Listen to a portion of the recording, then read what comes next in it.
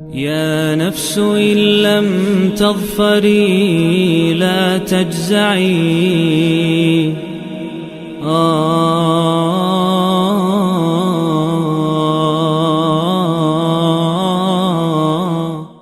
اعوذ باللہ من الشیطان الرجیم بسم اللہ الرحمن الرحیم۔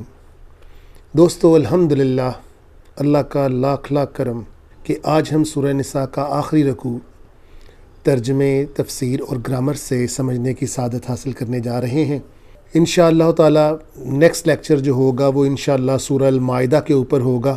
تو آئیں آج آخری رکوع سورہ نساء کا شروع کرتے ہیں اور اس کو جانتے ہیں۔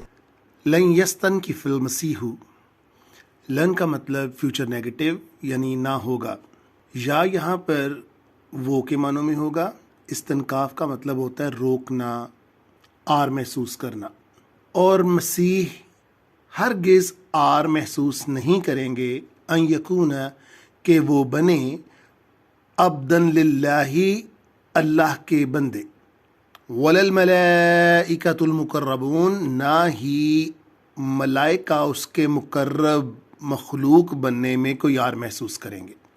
ومن یستنکف، اور جو کوئی بھی روکے گا ان عبادت ہی اس کی عبادت سے، وہ یستکبر، اور وہ کبر کرے گا، فسیحشرہم، تو انہیں ضرور جمع کیا جائے گا، ان کا حشر کیا جائے گا، یعنی حشر برپا ہوگا ان کے اوپر، الیہ، وہ کرے گا یعنی اللہ خود یہاں پر فرما رہے ہیں جمیعاً، سب کو اکٹھا کرے گا اس کی طرف یعنی اللہ کی طرف۔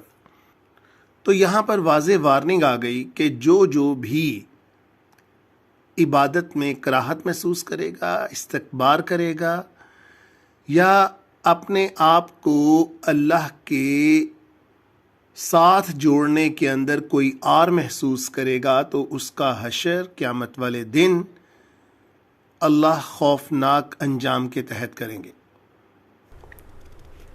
پس جو، فاما کا مطلب ہوتا ہے پس جو، الذین لوگ، آمنو ایمان لائے، وعامل الصالحات اور انہوں نے نیک اعمال کیے، فیوفیہم، فا کا مطلب شدت کے لیے ہوتا ہے، یا یہاں پر اللہ تعالیٰ، وفا کا مطلب ہوتا ہے پورا پورا، ہم ان کو، تو اللہ ان کو پورا پورا اجورہم بدلہ دے گا، ویزیدہم، بلکہ وہ زیادہ ان کو عطا کرے گا۔ اور پھر آپ سوچ لیں کہ جب اللہ تعالیٰ زیادہ دیں گے تو وہ کتنا ہوگا، تو ان کی شان کے مطابق ہی ہوگا نا، من فضلہ، اس کے فضل کے ساتھ۔ وَأَمَّا الَّذِينَ اسْتَنْكَفُوا، اور وہ لوگ جنہوں نے تنگی کی، آر کی، وَاسْتَكْبَرَا، اور جنہوں نے کبر کیا، فَيُعَذِّبُهُمْ، تو وہ انہیں عذاب دے گا، عذابًا علیما، کون سا عذاب؟ بہت دکھ والا اور المناک عذاب دے گا۔ وَلَا يَجِدُونَ لَهُمْ، اور وہ نہیں پائیں گے، لہم، اپنے لیے، من دون اللہ، اللہ کے علاوہ، ولیم ولا نصیرا، نہ کوئی دوست نہ کوئی مددگار پائیں گے۔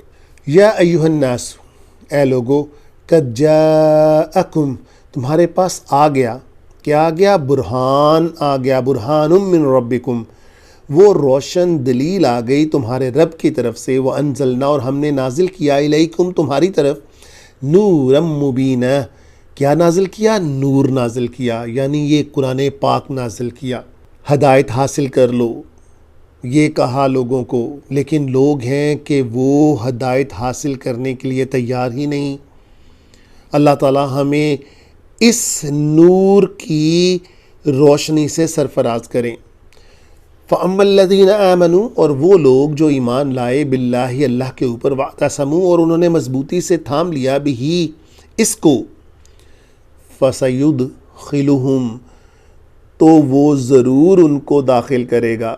دیکھو وعدہ ہو رہا ہے دوستو کہ جس نے بھی اس قرآن کو تھام لیا، اس کے اوپر عمل کیا، تو اللہ انہیں داخل کرے گا، فی رحمت منہ، اپنی طرف سے رحمت کے اندر، وفضل، اور فضل کے اندر۔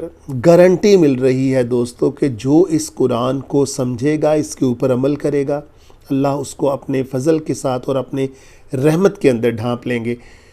اور کیا چاہیے؟ وَيَهْدِيهِمْ، اور انہیں ہدایت دے گا، الیہ صراطا مستقیما، کس کی طرف؟ صراطا مستقیم کی طرف، سیدھے رستے کی طرف، راہ راست کی طرف، پھر وہ بھٹکیں گے نہیں۔ یہ وہ ٹارچ ہے، یہ وہ روشنی ہے جو ہمیں بھٹکنے سے بچاتی ہے۔ یہ جو نیکسٹ آیت ہے دوستو، حضرت برا فرماتے ہیں کہ سورتوں میں سب سے آخری سورت سورہ برات تھی، اور آیتوں میں سب سے آخری آیت جو ہے وہ یہ والی ہے، یستفتونکا، یہ والی اتری ہے۔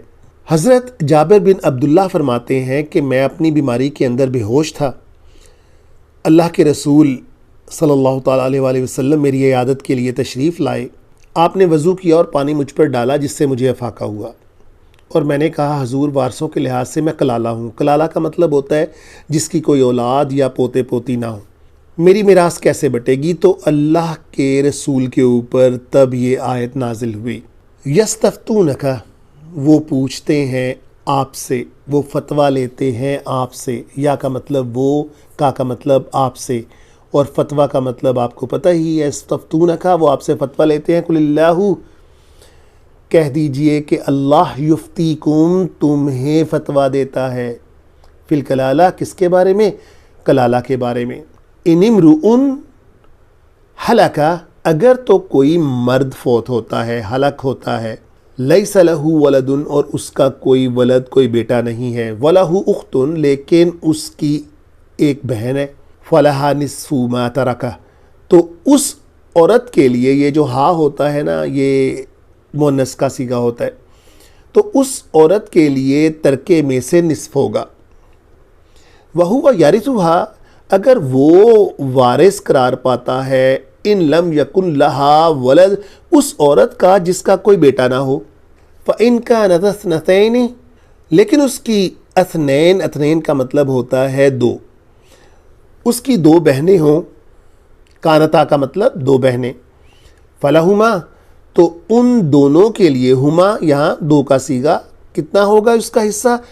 ثلثان، دو تہائی ہوگا، مما ترک، جو وہ چھوڑ جائے گی۔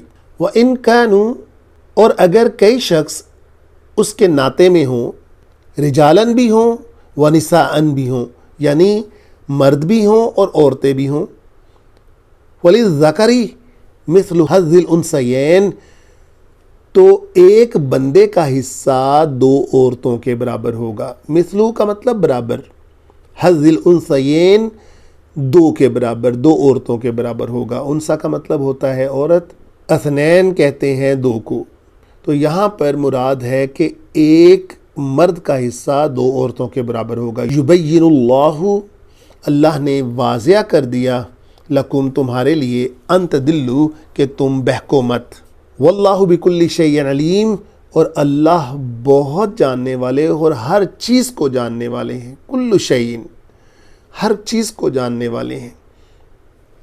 اس آیت کے بارے میں ایک اور روایت بھی ہے کہ حضرت عمر فاروق نے بہت تفتیش کی اس آیت کے بارے میں، لیکن حضور کے منہ سے یہ نکل گیا کہ عمر، تم اس کی دریافت چھوڑ دو، تم اس کو نہیں جان پاؤ گے۔ تو آپ نے کیا کیا، حضرت عمر فاروق نے، کہ حضرت بی بی حفصہ، جو کہ حضرت عمر فاروق کی بیٹی تھیں اور حضور صلی اللہ علیہ وسلم کی بیوی تھیں، تو آپ نے ان سے کہا کہ جب خوشی میں دیکھو نبی صلی اللہ علیہ وسلم کو تو ان سے دریافت کرنا۔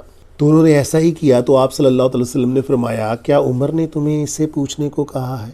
تو پھر آگے سے کہا، میرا خیال ہے وہ اسے ٹھیک ٹھاک نہ کر سکیں گے، یعنی ان کو پھر وہ پوری طرح سے یہ سمجھ نہیں آ سکے گی، اگر یہ مکمل واضح آیت بھی ان کو نہیں تسلی دے سکتی تو پھر شاید ان کو مزید تسلی نہیں مل پائے گی۔ تو حضرت عمر فاروق فرماتے ہیں کہ میں نے بہت کوشش کی اس کے بعد، لیکن میری تشفی نہیں ہو سکی، کیونکہ نبی صلی اللہ علیہ وسلم کی لب مبارک سے یہ بات نکل چکی ہوئی تھی، لہٰذا وہ اس کے اوپر ہی مطمئن ہوئے۔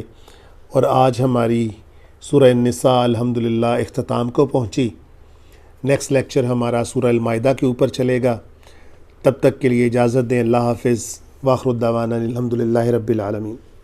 يا نفس إن لم تظفري لا تجزعي آ